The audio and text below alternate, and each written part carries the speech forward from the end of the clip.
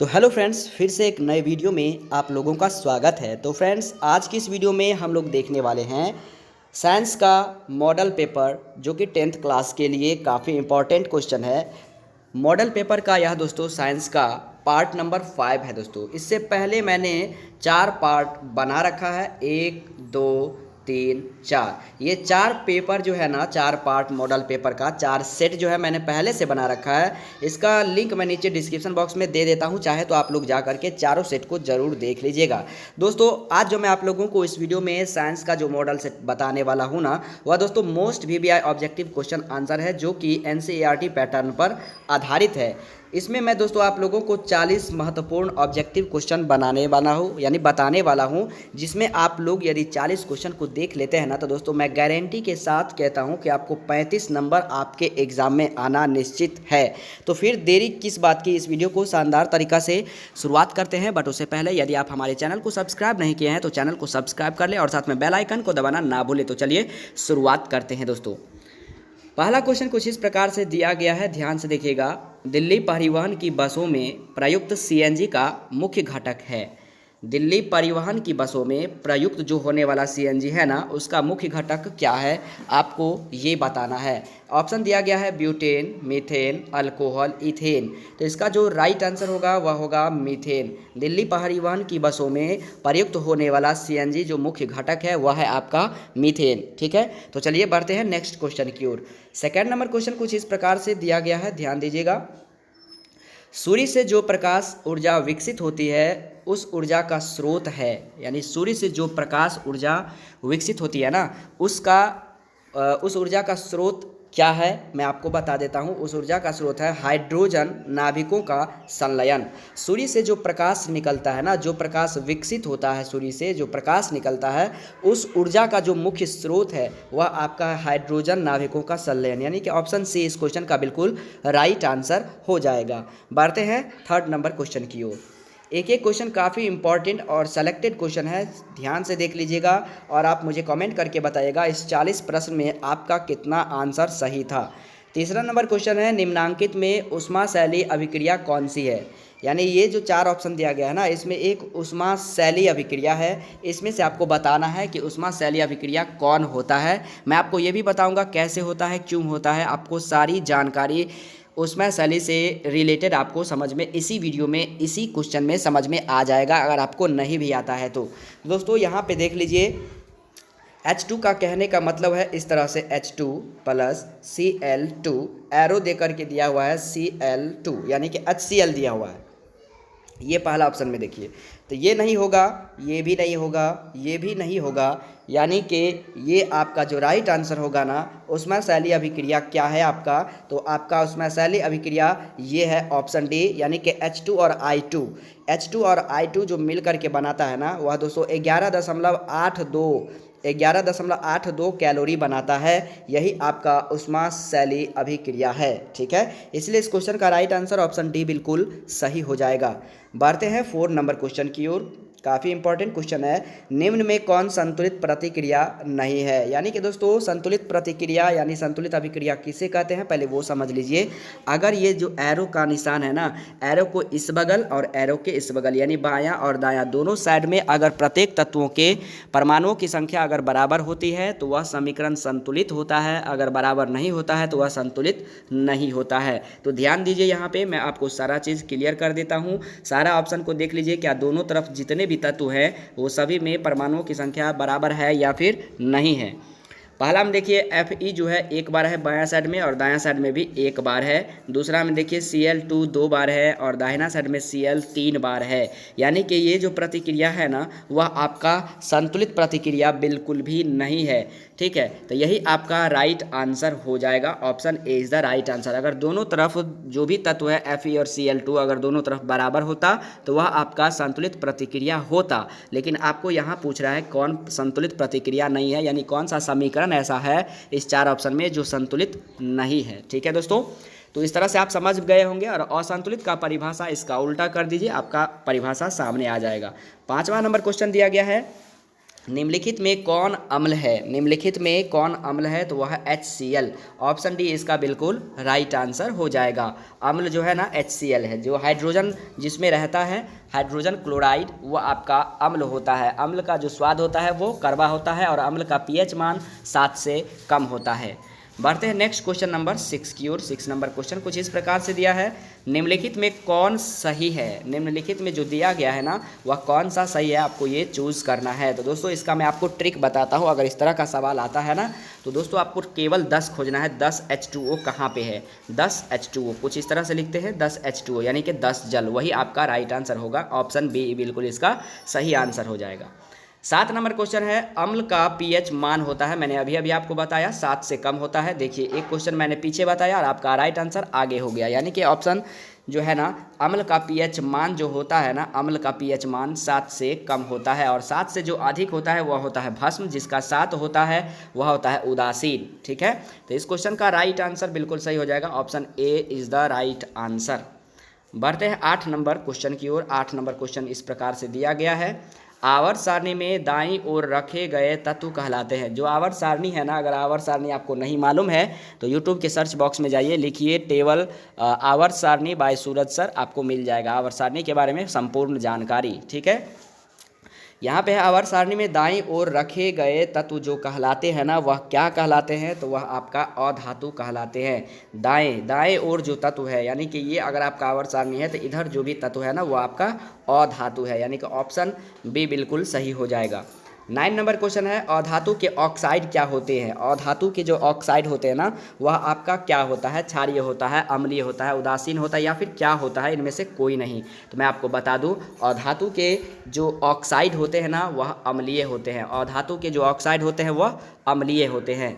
चलते हैं 10 number question की ओर। 10 नंबर क्वेश्चन काफ़ी इंपॉर्टेंट क्वेश्चन है, एल्यूमिनियम का निष्कर्षण किस विधि के द्वारा किया जाता है? VVI क्वेश्चन है, काफ़ी इंपॉर्टेंट क्वेश्चन है, ध्यान से देखिए और सही उत्तर देने का कोशिश कीजिए। एल्युमिनियम का निष्कर्षण जो है ना वह किस विधि से किया जाता है? तो विद्युत अपघटन विधि से किया जाता है। ऑप्शन बी बिल्कुल राइट आंसर हो जाएगा।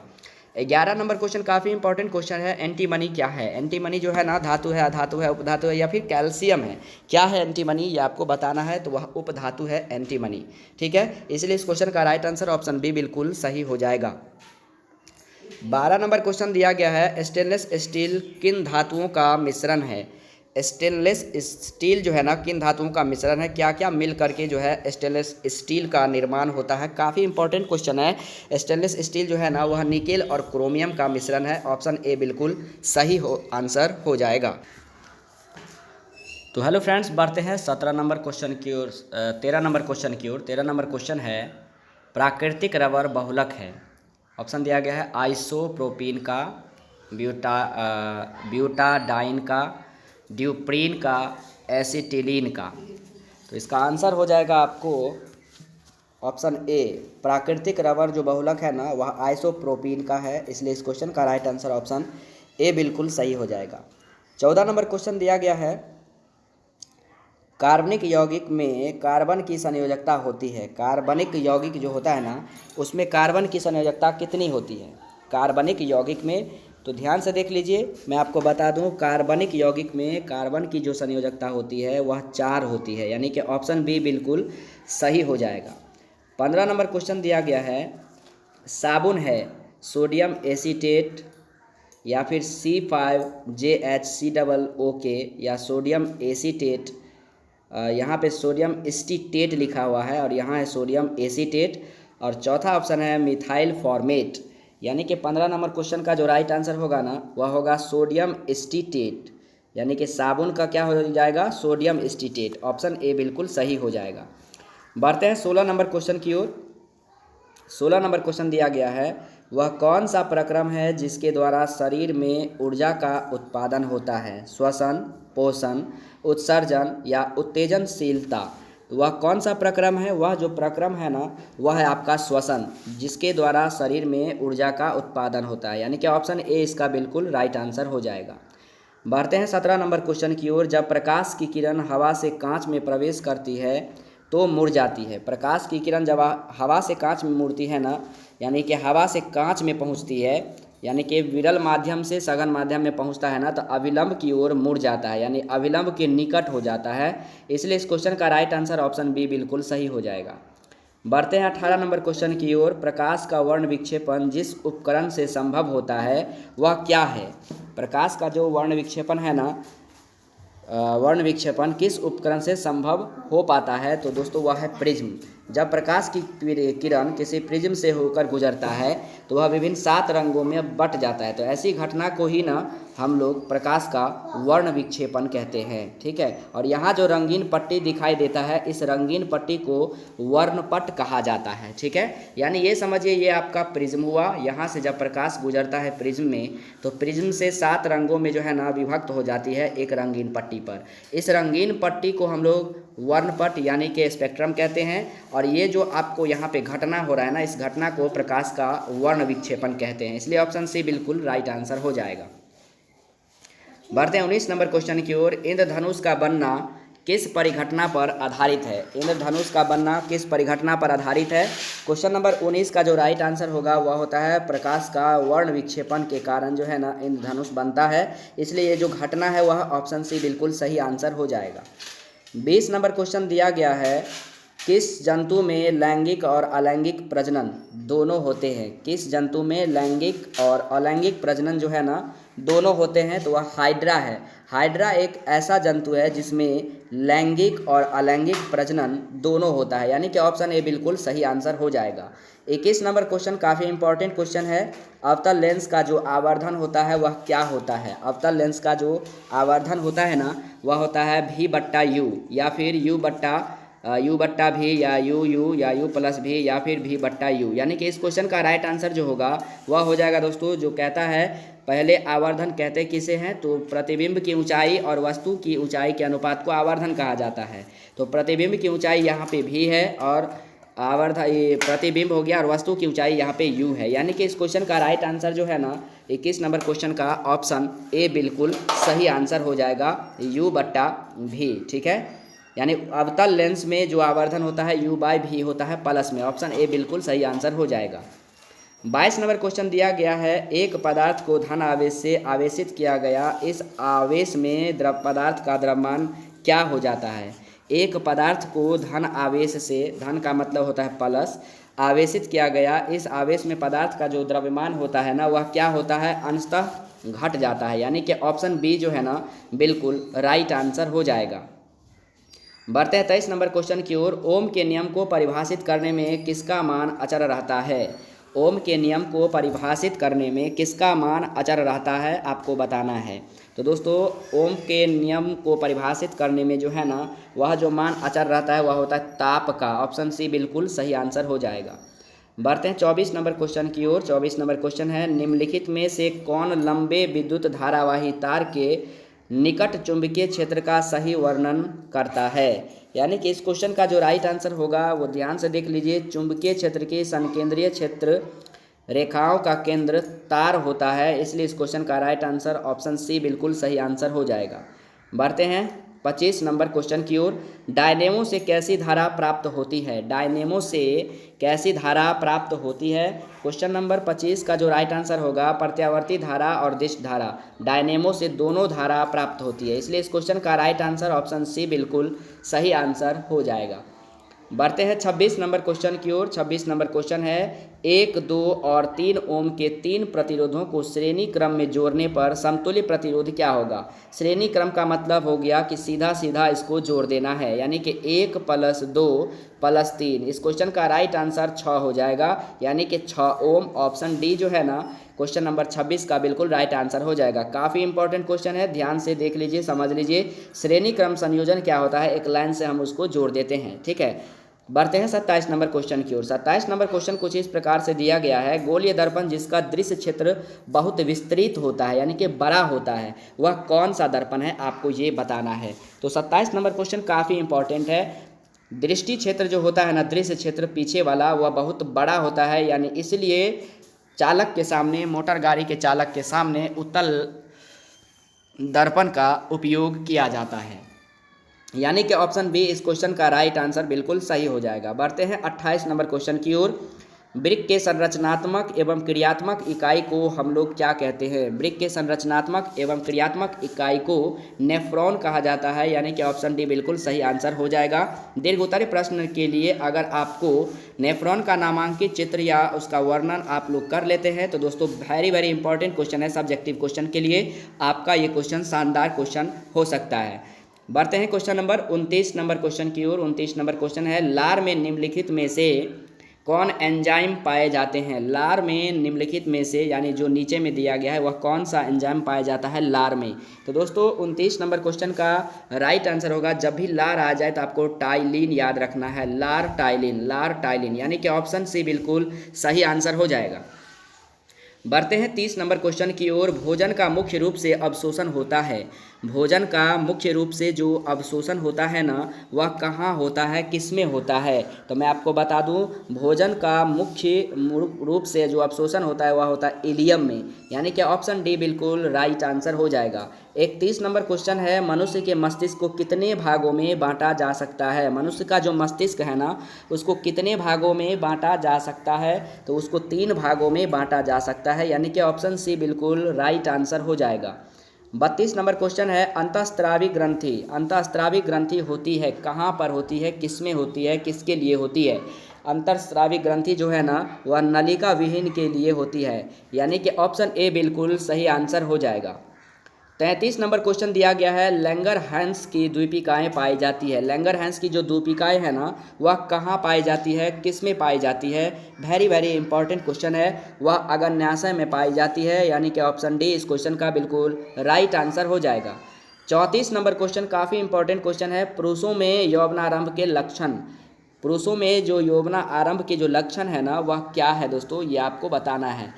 पुरुषों में ऐसा क्या होता है? तो वह होता है आपको दाढ़ी एवं मूंछ का आ जाना, उग जाना, कंठ का फूट जाना, मांसपेशियों में उभार आ जाना, यानी कि इस क्वेश्चन का राइट आंसर ऑप्शन डी जो है ना, वह बिल्कुल सही आंसर हो जाएगा। बढ़ते हैं 35 नंबर क्वेश्चन की ओर। द्विसंकर क्रॉस के फलस्वरूप उत्पन्न पौधों का फिनोटॉपिक अनुपात था, द्विसंकर क्रॉस के फलस्वरूप उत्पन्न पौधों का फिनोटॉपिक अनुपात था, वह कौन सा अनुपात था, ये आपको बताना है। तो वह जो अनुपात है ना, आपको 9-3-3-1 याद रखना है, 9-3-3-1। अगर फिर भी कन्फ्यूजन हो तो जोड़ लीजिए, 9-3-12, 3-15, 1 16, जोड़ने पर आपको 16 आना ही चाहिए, लेकिन एक सीरीज में होना चाहिए, आपको घटते हुए क्रम में रहना चाहिए, बड़ा से छोटा, यानी कि ऑप्शन बी इस क्वेश्चन का बिल्कुल राइट आंसर हो जाएगा। बढ़ते हैं 36 नंबर क्वेश्चन की ओर। स्त्रियों में जो लिंग गुणसूत्र होता है ना, वह क्या होता है? काफ़ी इंपॉर्टेंट क्वेश्चन है। स्त्रियों में लिंग गुणसूत्र होता है XX और पुरुष में होता है XY, ठीक है। इसलिए इस क्वेश्चन का राइट आंसर जो है ना, ऑप्शन ए बिल्कुल सही आंसर हो जाएगा। स्त्रियों में लिंग गुणसूत्र XX होता है। 37 नंबर क्वेश्चन है, मानव का उद्भव कहाँ हुआ था? मानव का जो उद्भव हुआ था ना, वह कहाँ पे हुआ था, किस देश में हुआ था, ये आपको बताना है। मानव का जो उद्भव है ना, वह आपको अफ्रीका में हुआ था, यानी कि ऑप्शन बी इस क्वेश्चन का बिल्कुल राइट आंसर हो जाएगा। बढ़ते हैं 38 नंबर क्वेश्चन की ओर, जो कि काफ़ी इंपॉर्टेंट क्वेश्चन है।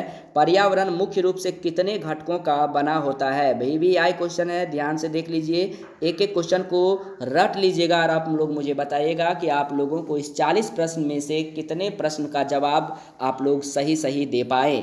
38 नंबर क्वेश्चन है, पर्यावरण मुख्य रूप से कितने घटकों का बना होता है? तो वह दोस्तों पर्यावरण 2 घटकों का बना होता है, इसलिए इस क्वेश्चन का राइट आंसर ऑप्शन बी बिल्कुल सही आंसर हो जाएगा। 39 नंबर क्वेश्चन काफ़ी इंपॉर्टेंट क्वेश्चन है, कई बार एग्जाम में आ चुके हैं। यूरो दूसरा का जो संबंध है ना, वह किससे है? यूरो दूसरा का जो संबंध है ना, वह आपको वायु प्रदूषण से है, यानी कि ऑप्शन ए बिल्कुल राइट आंसर हो जाएगा। यूरो दूसरा का संबंध वायु प्रदूषण से है। 40 नंबर क्वेश्चन कुछ इस प्रकार से दिया गया है, कहा गया है 200 सेंटीमीटर से अधिक वार्षिक वर्षा वाले क्षेत्र को कहते हैं, यानी कि दोस्तों जिस क्षेत्र में 200 सेंटीमीटर से अधिक वार्षिक वर्षा होता है, यानी हर साल ऐसे वर्षा होता है ना, उसको हम लोग क्या कहते हैं? आज का जो लास्ट क्वेश्चन है उसको बताने से पहले मैं आपको बता दूं, अगर आपको इसका पीडीएफ हर चैप्टर का, हर मॉडल सेट का चैप्टर वाइज, वीडियो वाइज आपको अगर पीडीएफ चाहिए तो नीचे डिस्क्रिप्शन बॉक्स में जाना है, वहाँ पे आपको टेलीग्राम का लिंक मिलेगा, उसको ज्वाइन कर लीजिए। वहाँ पर मैं जो भी वीडियो बनाता हूँ उसका पीडीएफ बिल्कुल फ्री में प्रोवाइड कर देता हूँ और शिक्षा से संबंधित जो भी जानकारी आती है सबसे पहले मैं आप लोगों को पहुँचाने का कोशिश करता हूँ। तो चलिए 40 नंबर क्वेश्चन का भी आंसर देख लेते हैं।